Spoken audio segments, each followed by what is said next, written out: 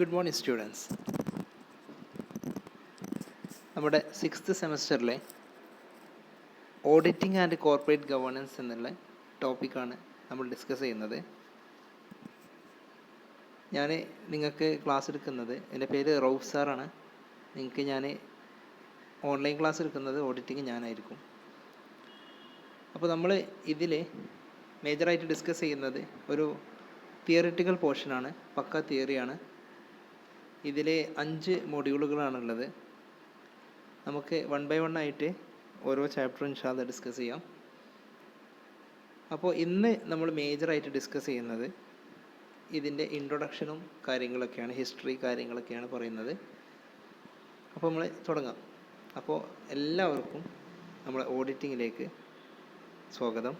അപ്പോൾ നമ്മൾ സ്റ്റാർട്ട് ചെയ്യാണ്. ഫസ്റ്റത്തെ മൊഡ്യൂളിൻ്റെ പേര് meaning and definition of auditing. Auditing എന്നുള്ള വാക്കുകൾ കേട്ടിട്ടുണ്ടായിരിക്കാം, ഓഡിറ്റർമാരെ നിങ്ങൾ കേട്ട പരിചയം ഉണ്ടായിരിക്കാം.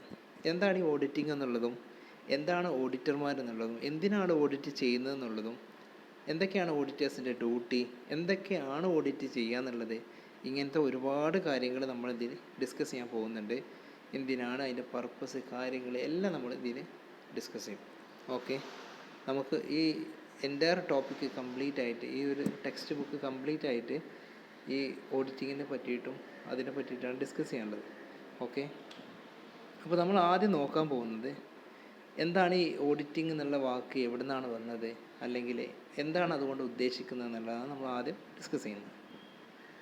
അപ്പോൾ the word audit is derived from Latin word audire which means to hear. Latin word audire എന്നുള്ള വാക്കിൽ നിന്നാണ് ഓഡിറ്റ് എന്നുള്ള വേർഡ് വന്നിട്ടുള്ളത്. അതിനർത്ഥം ടു ഹിയർ എന്നാണ്. എന്നാൽ ഒരു സിമ്പിളായിട്ട് ഓഡിറ്റിംഗ് എന്താണെന്നാണ് അടുത്ത പാരഗ്രാഫ് പറയുന്നത്. Auditing is a critical examination of the records and books of accounts of a business by an independent qualified person for ascertaining the authenticity and accuracy of entire appearing in the books of accounts and financial statements. ഒരു business ഓർഗനൈസേഷൻ്റെ financial statements, books of അക്കൗണ്ട്സിൽ രേഖപ്പെടുത്തിയിട്ടുള്ള datas, entries എത്രത്തോളം accurate ആണെന്നുള്ളതും, അതുപോലെ അതിൻ്റെ authenticity, സത്യസന്ധത എത്രത്തോളം ഉണ്ട് എന്നുള്ളതും മനസ്സിലാക്കാൻ വേണ്ടിയിട്ട് ഒരു ക്വാളിഫൈഡ് ആയിട്ടുള്ള ഒരു വ്യക്തി, പുറത്തു നിന്നുള്ള ഒരു വ്യക്തിയായിരിക്കാം, ക്വാളിഫൈഡ് ആയിട്ടുള്ള ഒരു വ്യക്തി ബുക്സ് ഓഫ് അക്കൗണ്ട്സ് എക്സാമിൻ ചെയ്യുന്ന പ്രോസസ്സിനെ പറയുന്ന പേരാണ് ഓഡിറ്റിംഗ്. വലിയ ഡെഫിനിഷൻ ആണെന്ന് കരുതണ്ട, സിമ്പിളായിട്ട് മനസ്സിലാക്കുകയാണെന്നുണ്ടെങ്കിൽ നമ്മളെ കമ്പനിക്ക് ഒരുപാട് ഫൈനാൻഷ്യൽ ഡോക്യുമെൻറ്റ്സ് ഉണ്ടാവും, ബുക്സ് ഓഫ് അക്കൗണ്ട്സ് കാര്യങ്ങളുണ്ടാവും. നമുക്കറിയാവുന്നത് ജേണൽ എൻട്രീസ് ഉണ്ട്, പിന്നെ ലെഡ്ജറുകൾ, നമ്മുടെ profit and loss account, balance sheet, ഇതുപോലത്തെ ഒരുപാട് ഫൈനാൻഷ്യൽ ഡോക്യുമെൻറ്റ്സ് ഉണ്ട്. പിന്നെ അത് മാത്രമല്ല, ഒരുപാട് ബില്ലുകളുണ്ടാവും, വൗച്ചറുകൾ, ഇൻവോയ്സുകൾ, ഇതെല്ലാം അടങ്ങിയിട്ടാണ് നമ്മളെ കമ്പനിയിലുള്ള എല്ലാ സ്റ്റേറ്റ്മെൻറ്റും ട്രാൻസാക്ഷൻ കാര്യങ്ങളൊക്കെ നടക്കുന്നത്. അപ്പോൾ ഇതിന് എത്രത്തോളം ജെനുവിനിറ്റി ഉണ്ട് എന്നുള്ളതും, അത് സത്യസന്ധമായിട്ട് റെക്കോർഡ് ചെയ്യപ്പെടുന്നുണ്ടോ എന്നുള്ളതും കാര്യങ്ങളൊക്കെ നോക്കാൻ വേണ്ടിയിട്ടാണ് ഓഡിറ്റിങ് ചെയ്യുന്നത്. ഓക്കെ, ഇനി നമ്മൾ വേറെ ഒരു ഡെഫിനിഷൻ കൂടി നോക്കാം.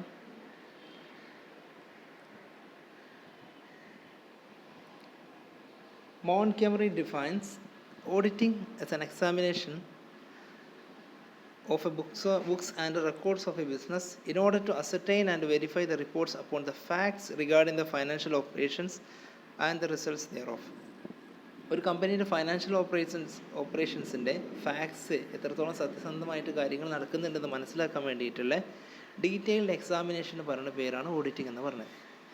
ചുരുക്കി പറഞ്ഞിട്ടുണ്ടെങ്കിൽ നമ്മുടെ കമ്പനിയിലെ books of accounts, records, bill, invoice, voucher കാര്യങ്ങളെല്ലാം ഒരു ക്വാളിഫൈഡ് ആയിട്ടുള്ള ഒരു പേഴ്സൺ എക്സാമിൻ ചെയ്യുന്ന പ്രോസസ്സിനെ പറയുന്ന പേരാണിത് ഓഡിറ്റിംഗ് എന്ന് പറഞ്ഞിട്ടുണ്ടെങ്കിൽ. അങ്ങനെ ചെയ്യുന്ന ആളെ വിളിക്കുന്ന പേരാണ് ഓഡിറ്റർ. ടൈപ്സ് ഓഫ് ഓഡിറ്റേഴ്സും കാര്യങ്ങളൊക്കെ നമുക്ക് പറയാനുണ്ട്. നമ്മൾ നെക്സ്റ്റ് നോക്കാൻ പോകുന്നത് ഈ ഓഡിറ്റിങ് എന്നുള്ള വാക്ക് വന്നു ലാറ്റിൻ വേർഡാണെന്ന് പറഞ്ഞു.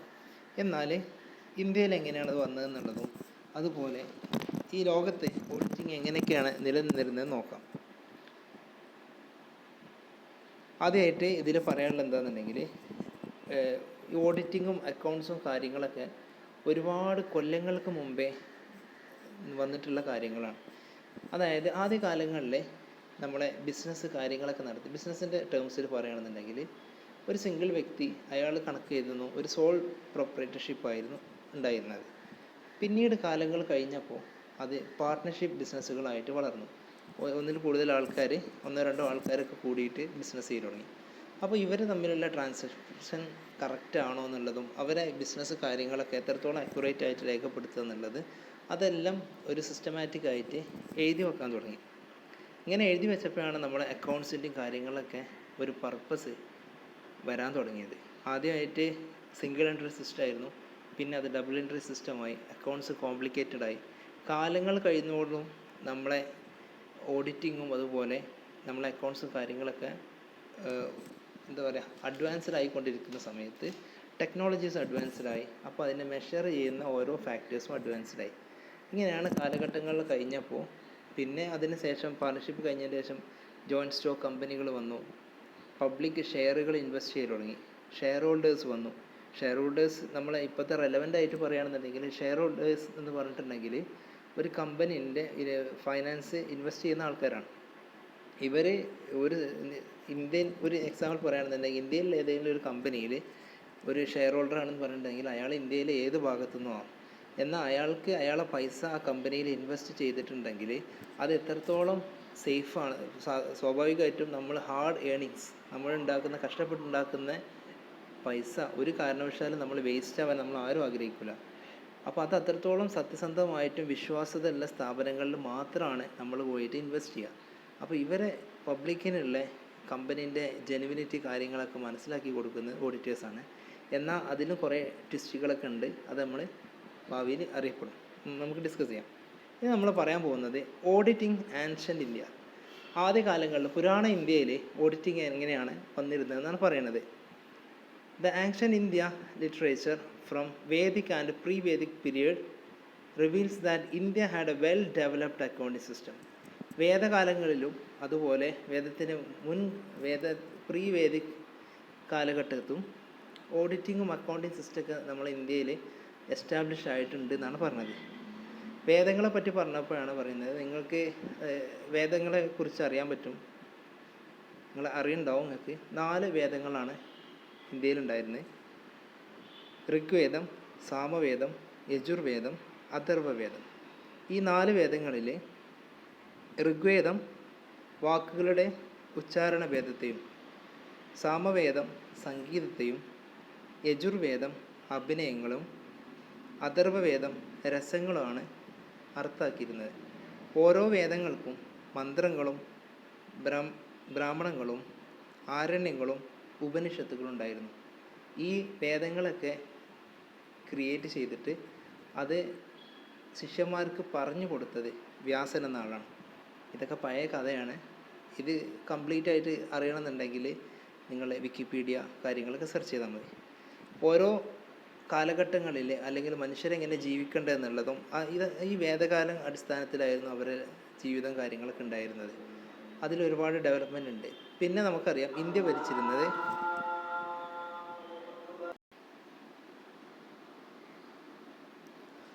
നിങ്ങൾക്ക് എല്ലാവർക്കും അറിയുണ്ടാവും, ഇന്ത്യയിൽ മുഗൾ ചക്രവർത്തിമാരുടെ ഭരണത്തിന് മുന്നേ സാമ്രാജ്യങ്ങളുണ്ടായിരുന്നു. ആര്യ സാമ്രാജ്യം, മൗര്യ സാമ്രാജ്യം, ഗുപ്ത സാമ്രാജ്യം, ഒരുപാട് പീരീഡ് കാര്യങ്ങളെല്ലാം ഉണ്ടായിരുന്നു.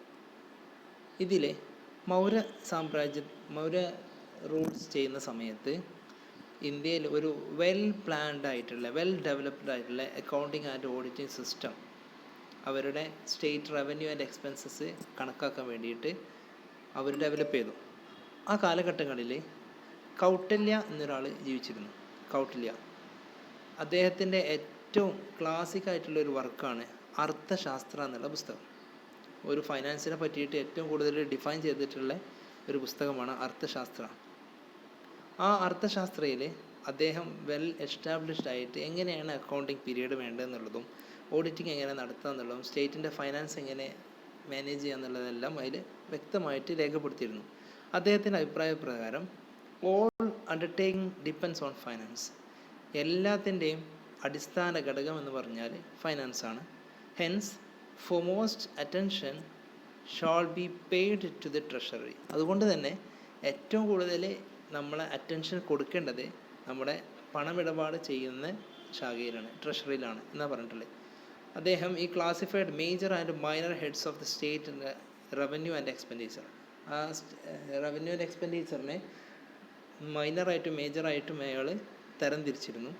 അതുകൂടാതെ അദ്ദേഹം 40 കൈൻഡ്സ് ഓഫ് ഫ്രോഡ്സ്, 40 തരത്തിലുള്ള ഫ്രോഡുകളെ ഏതൊക്കെയാണെന്നും അതിനുള്ള ശിക്ഷകളും എങ്ങനെയാണ് പണിഷ്മെൻറ്റ് കൊടുക്കുക എന്നുള്ള കാര്യങ്ങളെല്ലാം അയാളെ അർത്ഥശാസ്ത്രയിൽ അദ്ദേഹം രേഖപ്പെടുത്തിയിരുന്നു.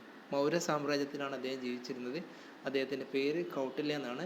അദ്ദേഹം എഴുതിയിട്ടുള്ള പുസ്തകത്തിൻ്റെ പേര് അർത്ഥശാസ്ത്ര. ആ പുസ്തകത്തിലാണ് ഈ അക്കൗണ്ട്സ് ആൻഡ് ഓഡിറ്റിങ്ങിനെ പറ്റിയിട്ട് ഡീറ്റെയിൽ ആയിട്ട് എഴുതിയിട്ടുള്ളത്. അതിന് ശേഷം ഗുപ്ത സാമ്രാജ്യം വന്നു. ഗുപ്ത സാമ്രാജ്യത്തിലാണ് ഇന്ത്യയിൽ ആദ്യമായിട്ട് ടാക്സ് ഓൺ പ്രോഫിറ്റ്, ഇന്ത്യയിൽ ഗവൺമെൻറ്റിന് പ്രോഫിറ്റിൻ്റെ പേരിൽ ടാക്സ് പിടിക്കാൻ ഇവരുടെ ഗുപ്ത കാലത്താണ് വന്നിട്ടുള്ളത്. അതിന് ശേഷം മെഡീവൽ പീരീഡ് ആയ സമയത്ത് സുൽത്താനേറ്റ് ഭരണകാലത്ത്, സുൽത്താനേറ്റ് എന്ന് പറഞ്ഞിട്ടുണ്ടെങ്കിൽ നമ്മുടെ മുഗൾ ചക്രവർത്തിമാരുടെ ഭരണകാലത്ത് അവിടെയും അവരും വ്യക്തമായിട്ട് ഓഡിറ്റിങ്ങും അക്കൗണ്ട് സ്റ്റേറ്റ്മെൻറ്റ്സും കാര്യങ്ങളൊക്കെ പ്രിപ്പയർ ചെയ്യാൻ ആൾക്കാരാക്കിയിരുന്നു. മുഗൾ ചക്രവർത്തിമാരുടെ കാലത്ത് അക്കൗണ്ടന്റുമാരെ അറിയപ്പെട്ടിരുന്നത് മുഷരിഫ്സ് എന്നായിരുന്നു. മുഷരിഫുകൾ എന്നാണ് മുഗൾ ചക്രവർത്തിമാരുടെ കാലത്ത് അക്കൗണ്ടന്റ്മാർ അറിയപ്പെട്ടിരുന്നത്. അതുപോലെ ഓഡിറ്റർമാർ മുസ്തൗഷിഫ് എന്നാണ് ഓഡിറ്റർമാരുടെ പേര്.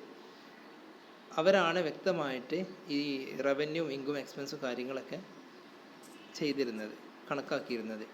ഇത് ഈ കാലഘട്ടങ്ങളിലല്ല, ഇതിന് ഒരുപാട് മുമ്പ് ഈ ഒരു അക്കൗണ്ടിങ് സിസ്റ്റം, ഓഡിറ്റിംഗ് സിസ്റ്റം ഒക്കെ വന്നിട്ടുണ്ട്. 3600 3200 BC കാലഘട്ടങ്ങളിൽ മെസപ്പൊട്ടോമിയൻ സാമ്രാജ്യത്തിൻ്റെ കാലഘട്ടത്തിലാണ് ഇത് ഡെവലപ്പായിട്ടുണ്ട്. പിന്നെ നമ്മുടെ പ്രൊഫറ്റ് മുഹമ്മദ് സല്ലല്ലാഹു അലൈഹി വസല്ലമിൻ്റെ കാലഘട്ടത്തും കണക്കുകളും കാര്യങ്ങളൊക്കെ വ്യക്തമായിട്ട് എഴുതപ്പെടുകയും അതിനനുസരിച്ചുള്ള ടാക്സ് കൊടുക്കണം എന്നുള്ള ഒരു ഫോർമാലിറ്റി കാര്യങ്ങളൊക്കെ അന്ന് തന്നെ വന്നിട്ടുണ്ട്. യുദ്ധത്തിൽ ജയിച്ചു കഴിഞ്ഞാൽ യുദ്ധത്തിൽ കിട്ടുന്ന സ്വത്തുക്കളെ അത് വീതം വെക്കുന്നതിലും അത് എഴുതപ്പെടാനും പ്രത്യേക സ്വഹാബിമാരൊക്കെ ഉണ്ടായിരുന്നു അന്നത്തെ കാലഘട്ടങ്ങളിൽ. ഇതൊക്കെ നമ്മളെ ഈ അക്കൗണ്ട്സും ഓഡിറ്റിങ്ങുമായി ബന്ധപ്പെട്ട കാര്യങ്ങൾ തന്നെയാണ്. അത് കഴിഞ്ഞിട്ട് നമ്മൾ വർഷത്തിൽ നമ്മളെ സ്വതക്ക കൊടുക്കുക എന്നൊക്കെ പറയില്ലേ, അതെ. ഇതെല്ലാം ചെയ്യുന്നതിൻ്റെ അടിസ്ഥാനം എന്ന് പറഞ്ഞിട്ടുണ്ടെങ്കിൽ കണക്കുകളാണ്. നമ്മൾ ഉണ്ടാക്കുന്ന ഇൻകംസ്, ഏണിങ്സിന് നമ്മൾ കൊടുക്കേണ്ട ഷെയറുകളൊക്കെയാണ് അതിനെപ്പറ്റി പറഞ്ഞിട്ടുള്ളത്. വലിയ വിഷയങ്ങളാണ്, പറഞ്ഞു കഴിഞ്ഞാൽ ഒരുപാട് സമയം പോകും.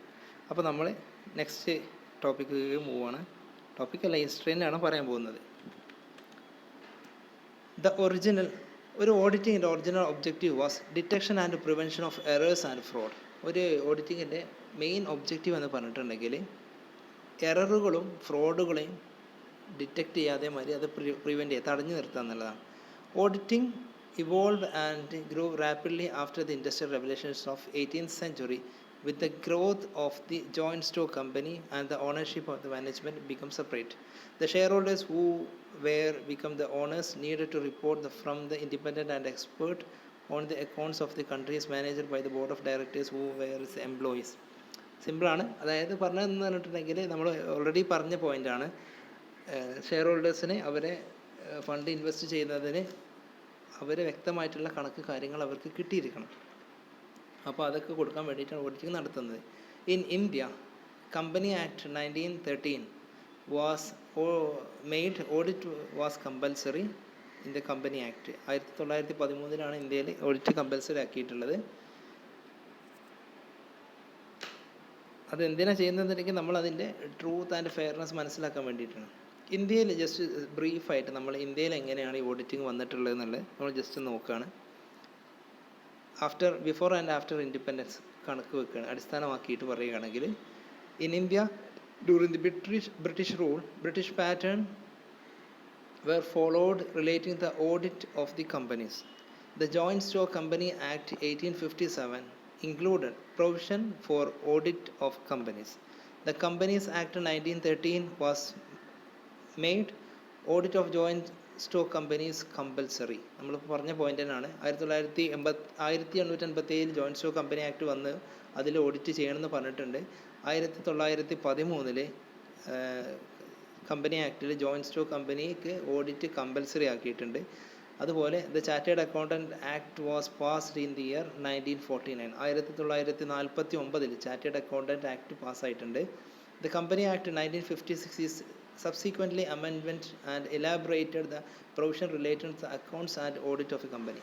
1956 കമ്പനി ആക്ടിൻ്റെ അമെൻമെൻറ്റിൽ ഈ ഓഡിറ്റ് നടത്തുന്നതിനും അതുമായി ബന്ധപ്പെട്ട കാര്യങ്ങളൊക്കെ വളരെ എലാബറേറ്റ് ചെയ്തിട്ട് അതിന് ഒരുപാട് മാറ്റങ്ങൾ വരുത്തിയിട്ടുണ്ട്. Under section 226 section 226 company act പറയുന്നത് specify that an independent professional with requisite qualification is appointed as statutory auditor of the company. Section 226 പ്രകാരം നമ്മളെ കമ്പനി ഓഡിറ്റ് ചെയ്യാൻ വേണ്ടിയിട്ട് ഒരു ക്വാളിഫൈഡ് ആയിട്ടുള്ള പേഴ്സണെ നിയമിക്കണം. Section 233B the company act 1950 is also provide compulsory cost audit in certain companies. ചില കമ്പനികൾക്ക് 1956 സെക്ഷൻ 233B പ്രകാരം കോസ്റ്റ് ഓഡിറ്റ് കമ്പൽസറി ആക്കിയിട്ടുണ്ട്. എല്ലാ കമ്പനിക്കുമല്ല, ചില കമ്പനികൾക്ക്. In the year 1984, the Income Tax Act 1961 was amended to provide compulsory audit of accounts in a certain assessment. ആ വർഷങ്ങളിൽ വന്ന മാറ്റത്തിൽ ഓഡിറ്റ് കമ്പൽസറി ആക്കി മാറ്റിയിട്ടുണ്ട്. 1961 ഇൻകം ടാക്സ് ആക്ടിൽ അമെൻമെൻറ്റ് വരുത്തിയിട്ടുണ്ട്. 1984 ചുരുക്കി പറഞ്ഞിട്ടുണ്ടെങ്കിൽ കാലഘട്ടങ്ങളിൽ കഴിയുന്നതോടും നമ്മുടെ ഓഡിറ്റിങ്ങിനുള്ള റെലവൻസ് കൂടി വരികയാണ്. അപ്പോൾ ഓഡിറ്റിംഗ് എന്താണെന്നുള്ളതും കുറേ കാര്യങ്ങൾ നമ്മൾ പറഞ്ഞു. ഇനി അതിലൊരു ഏകദേശം ഒരു കൺക്ലൂഡ് ചെയ്ത് പറയുകയാണെന്നുണ്ടെങ്കിൽ ഓഡിറ്റിംഗ് എന്ന് പറഞ്ഞിട്ടുണ്ടെങ്കിൽ audit is an examination of books of accounts,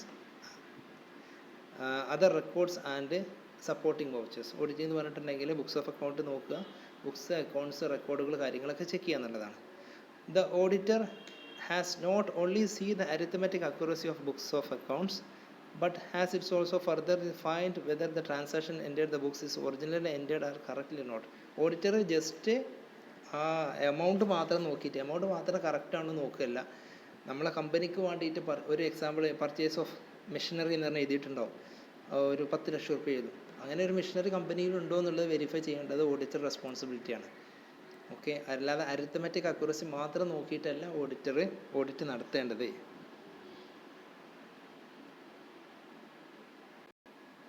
മൂന്നാമത്തെ point, the purpose of auditing therefore lives in ascertain whether the working results for a particular period has shown the profit and loss accounts is exact financial position of the business reflected in the balance sheet. നമ്മളെ ബിസിനസ്സിലുള്ള ഈ financial ഇയറിൽ നടന്നിട്ടുള്ള transaction തന്നെയാണ് അതിൽ രേഖപ്പെടുത്തിയത് നോക്കണം. അതുപോലെ നാലാമത്തത് ഓഡിറ്റർ സാറ്റിസ്ഫൈ ചെയ്യണം എന്താണെന്നുണ്ടെങ്കിൽ profit and loss account balance ഷീറ്റിൽ എഴുതിയിട്ടുള്ള എല്ലാ കാര്യങ്ങളും ഫെയറും അതുപോലെ ട്രൂ ആണെന്നുള്ളത് അദ്ദേഹം സാറ്റിസ്ഫൈ ചെയ്തിരിക്കണം. പിന്നെ നെക്സ്റ്റ് വരുന്നത് auditing is also an investigation into certain evidence when the auditor suspects fraud and error. Auditor കമ്പനിയിൽ ഫ്രോഡോ എററോ അങ്ങനെ എന്തെങ്കിലുമൊക്കെ മനസ്സിലാക്കുകയാണെന്നുണ്ടെങ്കിൽ അപ്പോൾ ഓഡിറ്ററിന് തോന്നുകയാണെന്ത് നമുക്ക് അതിൻ്റെ എവിഡൻസ് കാര്യങ്ങളൊക്കെ ഇൻവെസ്റ്റിഗേറ്റ് ചെയ്യണമെന്നുണ്ടെങ്കിൽ ഓഡിറ്റർക്ക് ഇൻവെസ്റ്റിഗേറ്റ് ചെയ്യാം. അതുപോലെ ഫൈനാൻഷ്യൽ ഡോക്യുമെൻറ്റ്സ് കാര്യങ്ങളൊക്കെ ആസ് പെർ ലോ പ്രകാരമാണ് നടക്കുന്നത് നോക്കണം. പിന്നെ ഷോർട്ട് ടേം ലോങ് ടേം റിപ്പോർട്ടുകൾ ആക്കിയിട്ട് ഓഡിറ്റർക്ക് പ്രിപ്പയർ ചെയ്യണമെന്നുണ്ടെങ്കിൽ പ്രിപ്പയർ ചെയ്യാം. അതുപോലെ ഡൺ ബൈ ഇൻഡിപെൻഡൻറ്റ് പേഴ്സൺ ആയിരിക്കണം, ക്വാളിഫൈഡ് ഫോർ ജോബ്. അത് അതായത് ക്വാളിഫൈഡ് ആയിട്ടുള്ള ആളാണ് ഓഡിറ്റ് ചെയ്യുക. ഇത്തരം കാര്യങ്ങളാണ് നമ്മളിന്ന് ജനറലായിട്ട് ഡിസ്കസ് ചെയ്തത്. നമ്മളിന്ന് പറഞ്ഞത് ഇത്രയേ ഉള്ളൂ. ഓഡിറ്റിംഗ് എന്ന് പറഞ്ഞിട്ടുണ്ടെങ്കിൽ ഒരു കമ്പനീൻ്റെ ഫൈനാൻഷ്യൽ സ്റ്റേറ്റ്മെൻറ്റിൻ്റെ അക്യുറസി അളക്കാൻ വേണ്ടിയിട്ട് ഒരു external person which means auditor വന്നിട്ട് നമ്മളെ കമ്പനിയിലെ books of accounts, records, bill, വൗച്ചറുകളൊക്കെ സപ്പോർട്ടിങ് വൗച്ചേഴ്സൊക്കെ എക്സാമിൻ ചെയ്യുന്ന പ്രോസസ്സിനെ പറയുന്ന പേരാണ് ഓഡിറ്റിങ്. പിന്നെ അതിൻ്റെ ചെറിയൊരു ഹിസ്റ്ററി പറഞ്ഞു, എങ്ങനെയാണ് കാലഘട്ടങ്ങളിൽ ഇന്ത്യയിൽ ഓഡിറ്റിംഗ് വന്നിട്ടുള്ളതെന്ന്. ഇനി നമുക്ക് ഡീറ്റെയിൽ ആയിട്ട് നെക്സ്റ്റ് ക്ലാസ്സിലേക്ക് ഓഡിറ്റിങ്ങിൻ്റെ ഒബ്ജക്റ്റീവ്സും അതിൻ്റെ ടൈപ്സും കാര്യങ്ങളൊക്കെ നമ്മൾ ഡിസ്കസ് ചെയ്യാം. അപ്പോൾ ഇന്നത്തെ ക്ലാസ് എല്ലാവർക്കും മനസ്സിലായെന്ന് വിചാരിക്കുന്നു. Thank you very much. എന്തെങ്കിലും ഡൗട്ട് ഉണ്ടെന്നുണ്ടെങ്കിൽ ചോദിക്കണം കേട്ടോ.